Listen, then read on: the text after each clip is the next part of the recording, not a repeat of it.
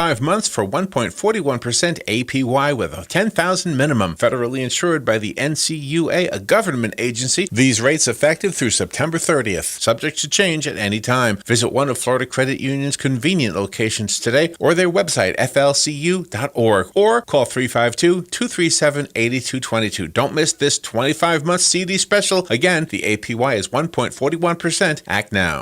Ocala's information station, 1370 WOCA. Ocala.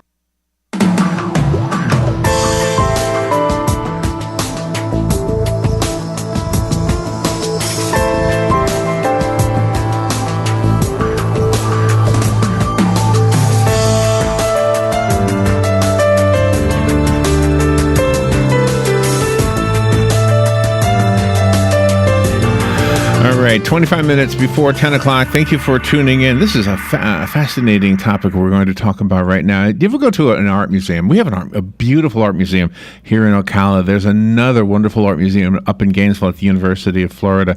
And if you've ever gone to any of the bigger museums, maybe you've been fortunate enough to be to the Louvre or to the Museum of MoMA in New York, right? That's the one in New York, MoMA, MoMA, Yeah, Museum of Modern Art. It's beautiful. If you look at the art, you might say to yourself, I wonder why that's considered a good piece. I wonder why that's considered a valuable piece, right?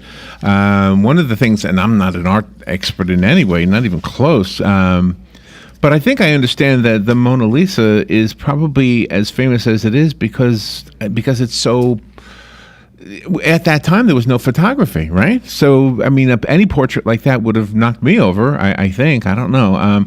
Gary Vikan knows way more about this than I ever will. He's probably giggling a little bit at my ignorance on all this.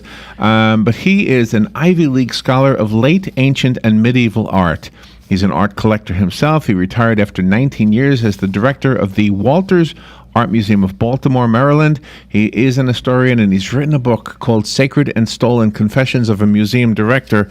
I did have a story also that was in this morning's news. There it is. I'll tell him about the story. Let me introduce Gary Vikan. Good morning, Gary. Good morning. Thank you for being on the air with us today. Pleased to be. Yeah, so the story this morning was the heir of a New York art dealing empire, Guy Wildenstein, is going to court on criminal charges over an alleged massive tax fraud. Authorities have demanded a staggering $621 million in back taxes. Whoa. There's a lot of money in art, isn't there? That's a lot of money. That's a lot of taxes, right. So where are you calling from? Are you in Baltimore?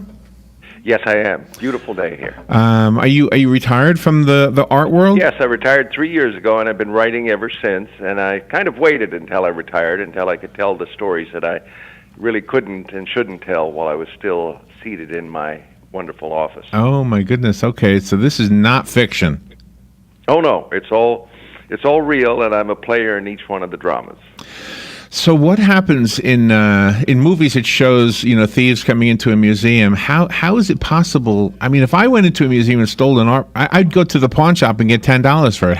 How do they know? I mean, somebody who spends the big dollars so that it makes it worthwhile for a thief, they've got to be in on this, right? The recipient? Well, we had theft. We had a huge theft when I was just beginning at the Walters. And it turned out to be the head of night security. And over about 3 weeks, he was taking pieces out, 145 pieces, mostly Chinese, out one at a time. And he didn't drive. He'd walk home to his mother's house where he lived with one or another jade in his backpack.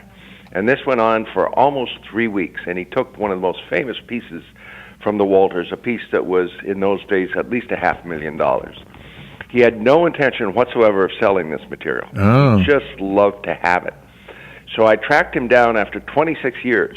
Wow. He still lives in Baltimore, and that's one of the advantages of the Internet. You can always figure out where somebody is. So I invited him out for a glass of wine, and I said to him, his name is Greg. I said, Greg, why did you do it? Why did you take this stuff? And he said, well, I kept it above the rafters in the basement of my mother's house. And I would go down there in the quiet, and I'd reach up above the rafter, and I'd take one of these things down. I'd unwrap it from the newspaper that it was wrapped in, and I loved to fondle it. That was his Oh. response. Wow. Oh wow, is that like a perverted use of the word fondle? Obsessed. Well, yes, I think it's slightly perverted, but I use that as an example because so much of what goes on behind the scenes where people make mistakes, bad mistakes, So in art is when they fall in love with art. And it's sort of like falling in love in any event. You do I gotcha. stupid I things. guess I think And I'll do. so you kind of lose sight of what right and wrong is and are. And that's why sacred and stolen, you can couple those two things that are sacred to you or sacred in a religious way and stolen at the same time. And somehow those two can coexist because you become at least a little bit blind when you're in love with a work of art. So are you in the book exploring the psychology behind the thefts? Well, not psychology insofar as somebody lies on a couch and Freud enters the room, but psychology insofar as I do explore why we do what we do. And I'm one of the people that I psychoanalyze in that respect. One of my first major purchases when I was in my 30s was a beautiful medieval painting, absolutely stunning. And it was 3 feet tall, and it probably weighed 40 pounds. It was on a thick piece of wood. And when I first saw this in the airport in Amsterdam in the fall of 1981, I was just totally enraptured with it. And I tried not to think where this thing had been, because anything that big, that heavy, that spectacular, and that expensive had to have come from someplace. But the truth is, I didn't want to know where it came from, because it was almost certainly stolen. And it took about 15 years to figure it out. But yes, it was stolen. Did the Walters have you on their staff because they knew that you would make them more prominent in the art world than they were, because they weren't well known when you went on board, correct?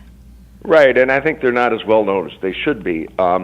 The Walters is one of the really truly great small museums in the country. It has everything that the Metropolitan Museum in New York has, except it's 1/10 the size, so it's sort of embraceable in a way that that huge museum in Manhattan is not embraceable. But yes, I came on board because we all wanted, to box above our weight. In other words, to compete on an international level. And that's what I did for almost 20 years. In fact, more than 20 years at the Walters. And see, from the outsider looking in, I don't even see competition among museums, but obviously it does there's exist. plenty. So how, there's plenty of competition. So how do you know when you're successful at that? Well, you open the newspaper, let's say the New York Times, the Washington Post, the International Herald Tribune, or you turn on NPR, or your station, and you're covered.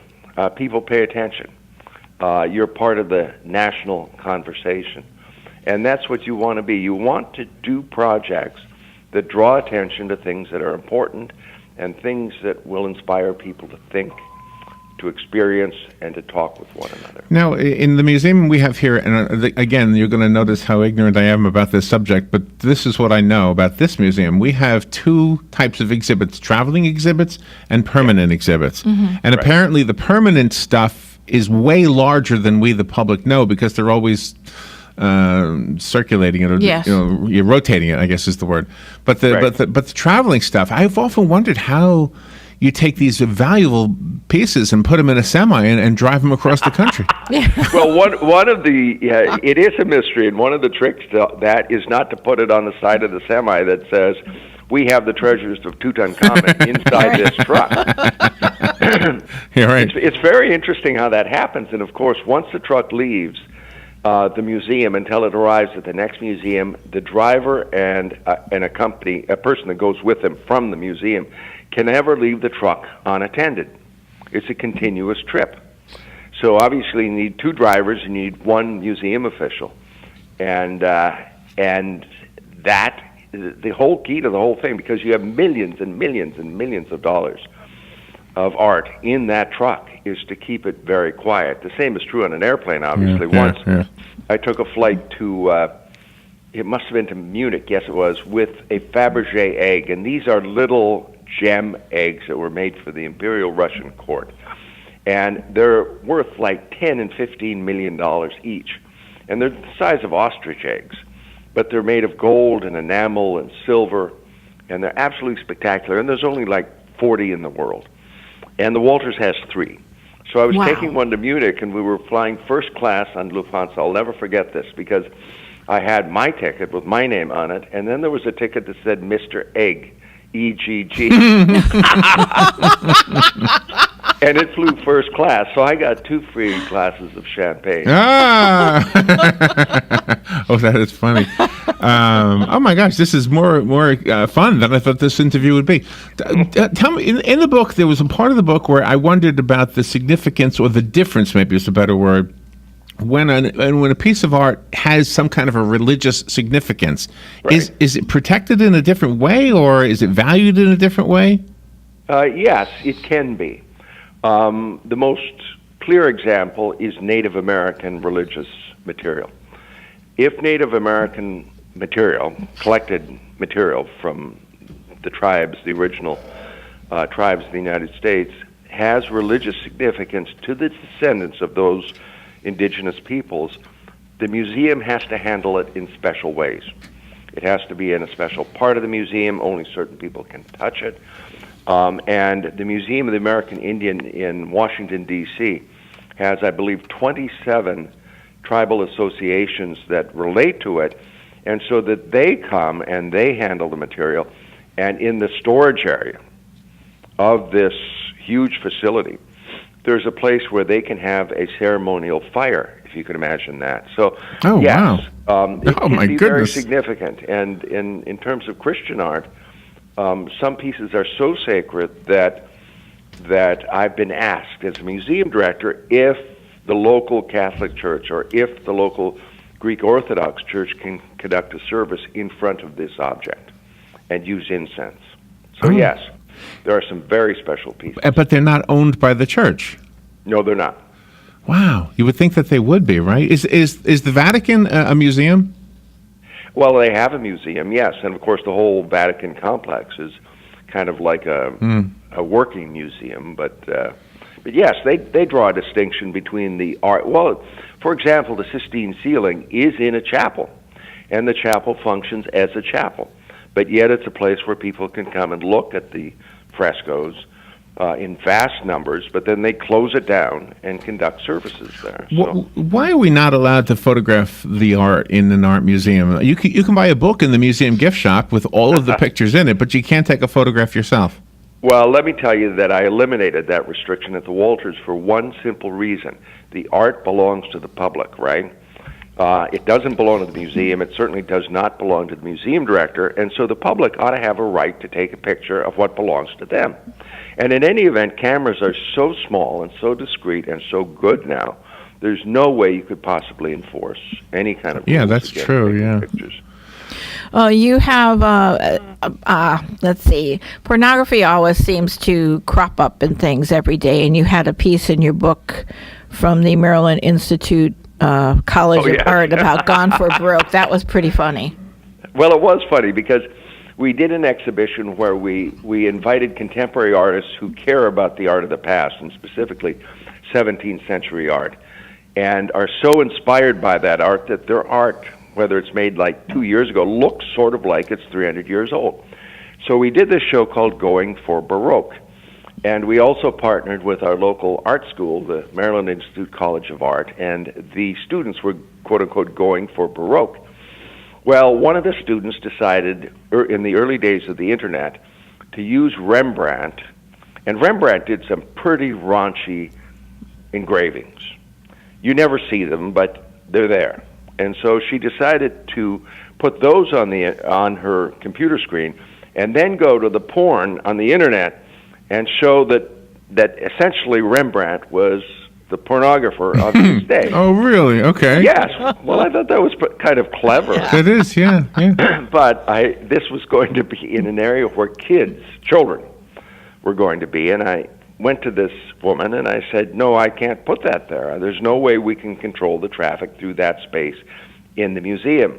And so, but she wanted this conversation to take place in her studio. I said, fine, why not? So I went to the studio, and she has this up on the screen. She's explaining to me in quite great detail about Rembrandt and contemporary American pornography and how they're just basically sort of the same thing. And then she asked my opinion, and I said, no, you really can't. And then I noticed on her desk was a little box, and the little box had a red light on it, and the red light was on, and I realized that she was taping me. She was recording what I was saying. So her intention was that I would be the last piece in the exhibition. The museum director would be censoring the artist. Oh. So I caught her in the act, and I reached over and I pulled out the plug, and of course I left. Were you angry? Well, I was. Yes, that's a I yes. was a little bit angry at the time. I just thought it was so strange, that's all. But that's, I think your answer, your hesitation to answer. I think I found out that you're. Well, I would be too. I mean, I don't blame you for being angry. That's all. That's terrible. It was so audacious. It was so kind of brazen. Yeah. She was trying to trick me into impugning myself, By doing something seemingly stupid. By the way, if there was pornography in the museum and I was a security guard, that would be on my basement rafters. Forget the jade. Yeah. I hear you.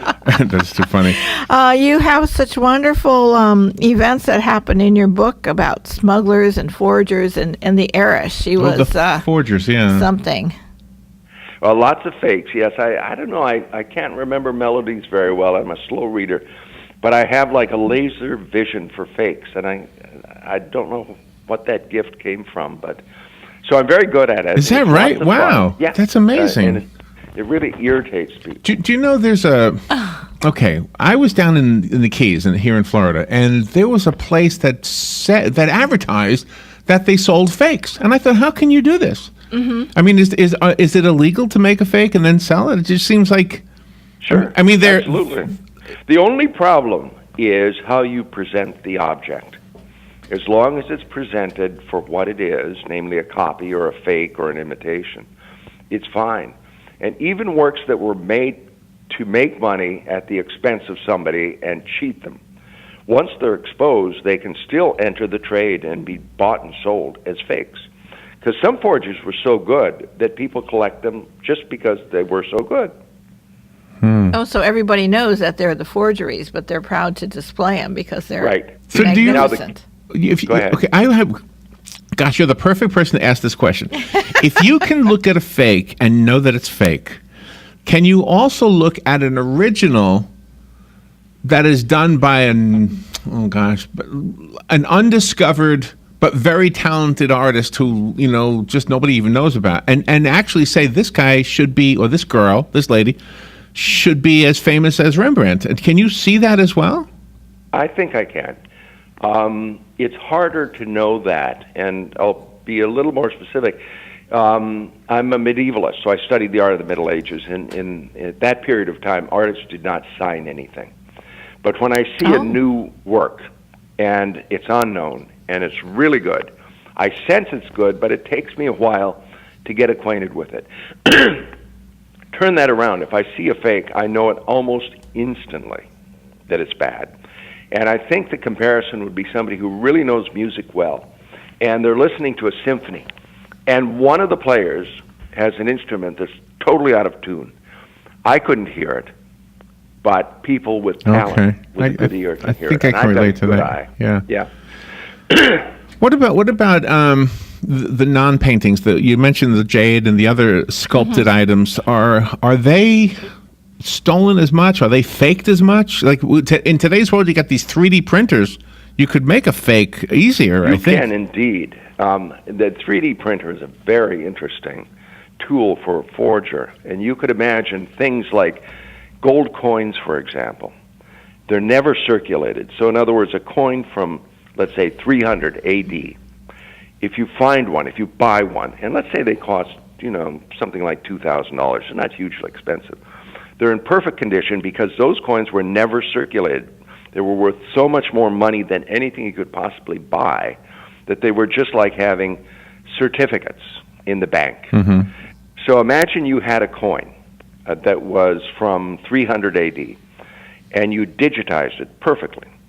And then you did a 3D cut of a die in metal. And then you got gold. And by the way, gold is gold. 24 karat gold you can't date. You could bang out thousands of these, Now, the only problem with that is that the marketplace would be a little suspicious if all of a sudden there were 1,000 coins that look exactly alike. Yeah. But by then, wouldn't it be too late? Wouldn't the bad guy get his money and be on his way? Well, very good point. If you were able to sprinkle these across the marketplace, so to speak, in other words, that 4 would show up in Amsterdam and 2 in London and 6 in Los Angeles and 4 in Las Vegas and 9 in New York City, they could all go through the trade very quickly, and nobody would be the wiser. In fact, it could be a long time before anybody figured out that there were just too many of the same thing. Really? So what is the law? I mean, does the law say that you are going to jail if you bought the fake, I mean, not the fake, but the stolen art, or is only the thief the one that gets in trouble? Thief is the only one that gets in trouble at this point, and even that's pretty rare. The foreign countries have gradually passed laws that nationalize all of their treasures. And in the case of Egypt, this didn't happen until 1983. But it means that any work of art, any antiquity in the sand of Egypt that no one has laid their eyes on yet, because it hasn't been dug up, belongs to the Egyptian government. So in, about 20 years ago, there was an American art dealer and a British art dealer that were working with a team of smugglers in Egypt in real time. And by that I mean the smuggler would call them on a cell phone and say, "I've just found something really interesting." And they would make note of it. The smuggler then would cover this thing with goo. In other words, would take a genuine ancient Egyptian statue, let's say, and paint it so that it looked like a trinket for the souvenir market. It would leave the country as a souvenir trinket. It would arrive in London. It would then be logged in, sent on to New York. The dealer in New York would take all that gunk off it, and he would have a work of art that he could sell for $25,000 or $50,000, that he probably paid the smuggler $2,000 for, and that nobody would know where it came from because nobody except the smuggler and his accomplice in London had ever seen it. Oh my God! And this worked for a while until they found the notes of the smuggler in London, he kept meticulous notes. And these were discovered, and in fact, the dealer in London and the dealer in New York went to jail. And they went to jail for the same reason you'd go to jail if you were in Cairo and stole somebody's Mercedes and put it on your yacht and sailed back to New York, and you were discovered. That is a simple act of theft. Wow. And in effect, it makes no difference that you stole something 6,000 miles away. You still stole something that belongs to somebody else. It's also true, and this is a surprise to a lot of people, that a thief can never convey good title. In other words, if you saw that statue that had gone through the process I've just described, and let's say that it had gone through 3 owners, 3 auctions, and 15 years had gone by, and you buy it in Los Angeles at auction, and it said it belonged to collector X, Y, or Z, and the police found out, they would take that away from you because it's stolen property. Is it? Now, you wouldn't go to jail. They would just take it away. But you would lose title to the object. In fact, you never would have title. I don't mean to get. I think my next question may need more of an answer than we have time for. But at that risk, what about the art that the Nazis stole? Has that all been recovered? Not by a long shot, and never will be.